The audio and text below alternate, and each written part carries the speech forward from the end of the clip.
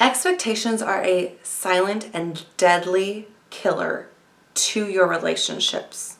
So how do we prevent unmet expectations from destroying our most important relationships?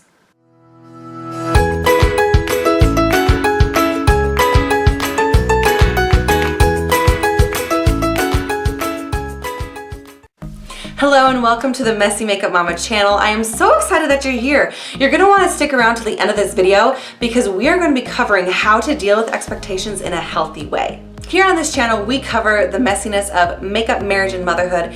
And today we are covering expectations in marriage. I have been married for 4 years to my wonderful husband. And in those 4 years, we have hit some walls, definitely, but we have also gotten some really amazing counsel and wisdom for our marriage, and I just want to share some of that with you.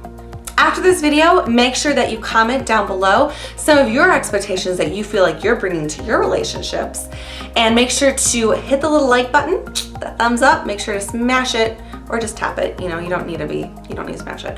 And make sure to subscribe and hit the little notification bell so that you are notified every time I come out with a new video. Okay, so let's talk about expectations. I feel like in order for us to be able to understand expectations, we need to realize where they even come from. Where do expectations originate from?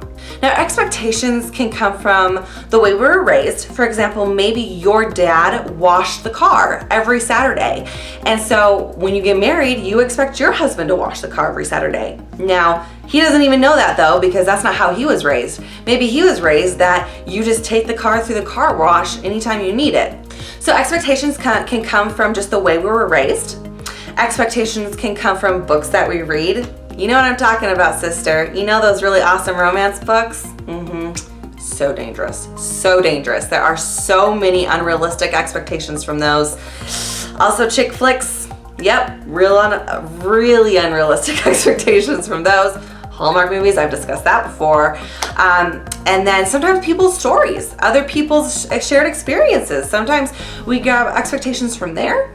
And then social media, you gotta love it. There's a lot of content on there to create some expectations that we might not even realize that we're creating. Unmet expectations can come from the fact that we're not even aware of them, let alone our spouse. So let's discuss how we can create an awareness for ourselves and for our future spouse, or maybe our spouse. How do we create that awareness so that we know what's going on within ourselves? Because if we don't, we might realize after the fact that we had an expectation, and then we're just angry and bitter and resentful, and then we're just like, whatever, I shouldn't have had that expectation. We stuff it, we move on, and then we run into another expectation that we didn't have. Now we're getting angry, but we're gonna stuff it and move on. And then there's another expectation. Next thing you know, years have gone by, and you are just livid with your spouse because you had all these expectations, but now you don't even remember what those expectations are. So you're mad at your spouse, but you don't even know why you're mad at your spouse because we didn't even begin to discuss or even begin to look inside to see what are these expectations that are literally eating me alive. Now, I don't know about you, but I have had counsel saying you need to talk about expectations, but it is such a broad subject. Where do I even begin in discussing my expectations with my spouse?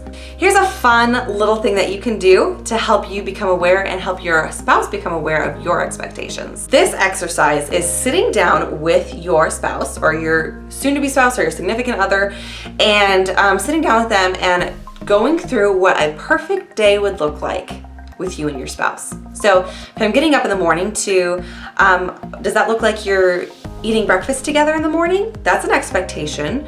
I had an expectation that I was going to make breakfast for my husband every morning and that he was going to love and enjoy it and tell me how amazing I was for making him breakfast before work.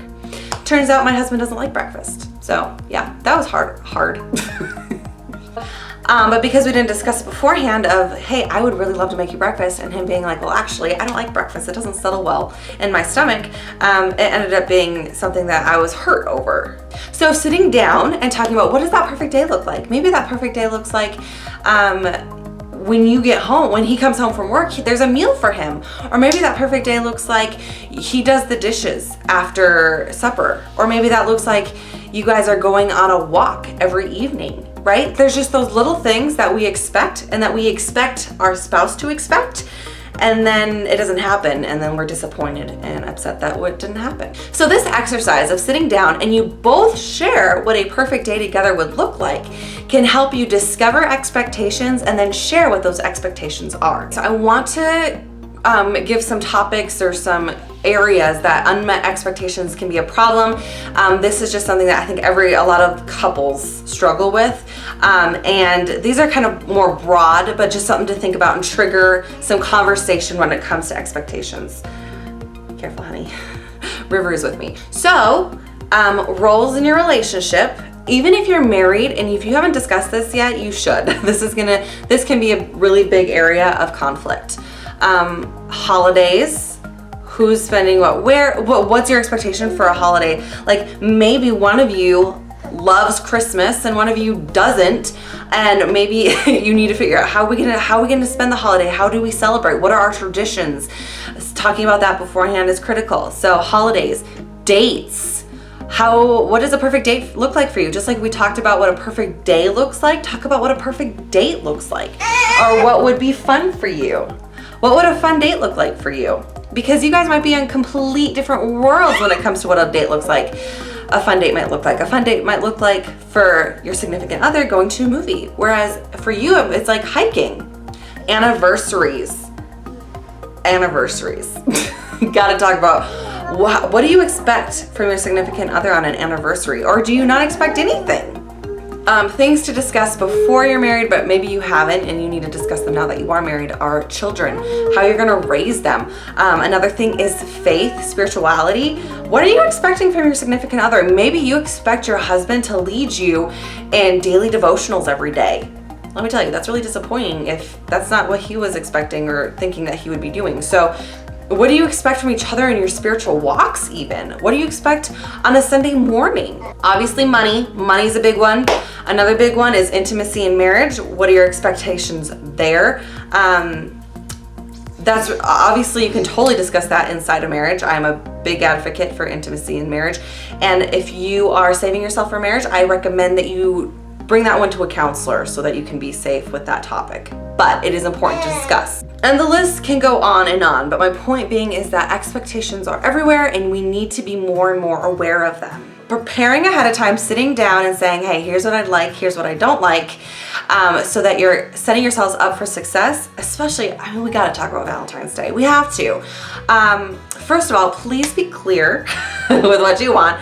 I have said to my husband, hey, I don't need flowers on Valentine's Day.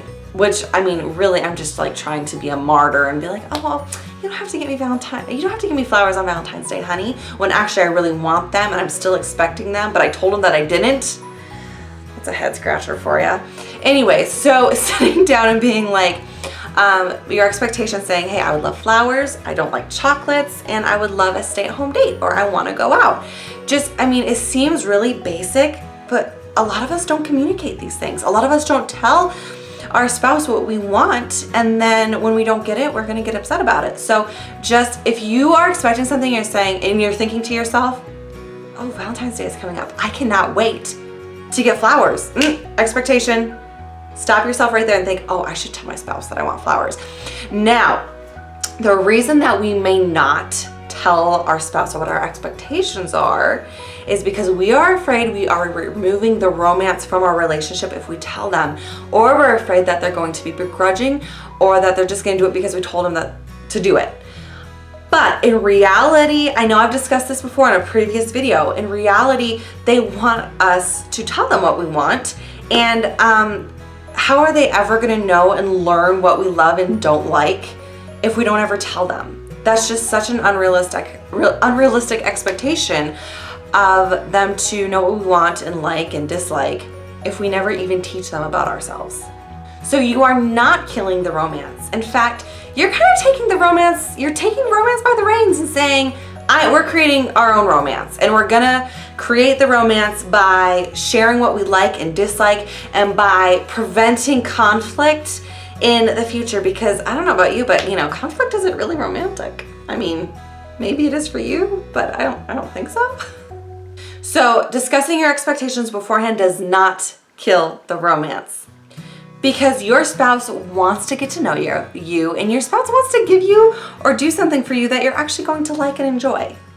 So what do we do when we come to an expectation that was unmet, but we didn't realize it was unmet until after the fact? Now we have an option of just sitting, stewing, becoming bitter, or even being upset with ourselves and being like, well, that was so stupid. I shouldn't have expected that. That was silly of me. But we're still, even though we think, oh, that was so dumb of me, I shouldn't have expected that, we're still resentful, not only towards ourselves, but towards our spouse. The best thing to do is to bring it to our spouse and say, hey, I didn't even realize this was an unmet expectation until after the fact. But this happened, and I actually ended up being kind of upset about it.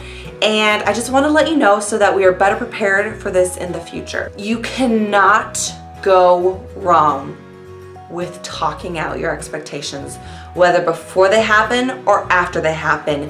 The best way to prevent expectations from killing your relationship is to discuss them. I want you to run over your expectations over and over again. I mean, you're putting that car in drive and then in reverse and then drive and then reverse, because expectations, I mean, they are part of our every single day.